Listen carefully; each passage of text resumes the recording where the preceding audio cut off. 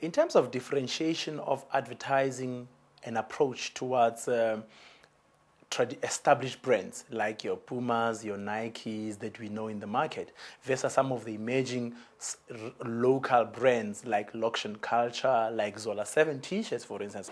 You know, I've traveled from Pumalanga to what you call Jimmy's team. I was looking for a Zola 7 t-shirt, so I got it there. It's local. Secondly, it's part of the culture.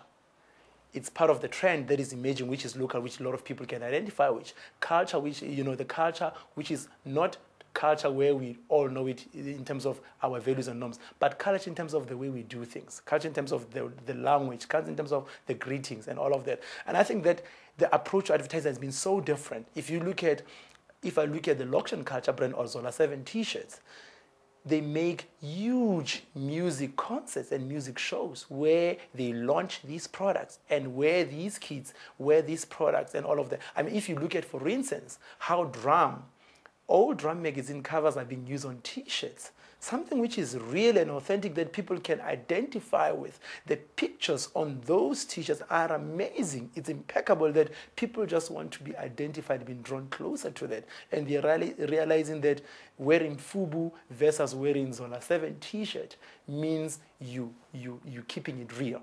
So we have an individual identity and then we have a collective identity.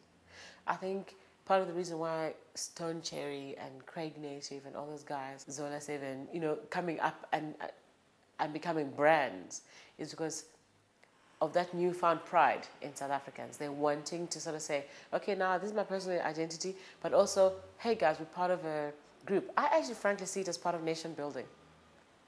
Because when you wear that, you're subscribing to an ideology, a particular ideology. And the greater the uptake of these kind of brands and these kind of ideologies, I think the more solid the South African market and the South African nation is becoming. I think that these fashion designers who have come up with these brands that are crossing over should actually be invited to a special dinner at the President's house and thanked for their contribution to nation building in this country. Because there's nothing that the politicians have said at Parliament that has made one white person who's a racist change their mind, or one black person who's an angry black man change his mind. But fashion is doing it. Fashion is doing it. That, to me, is amazing.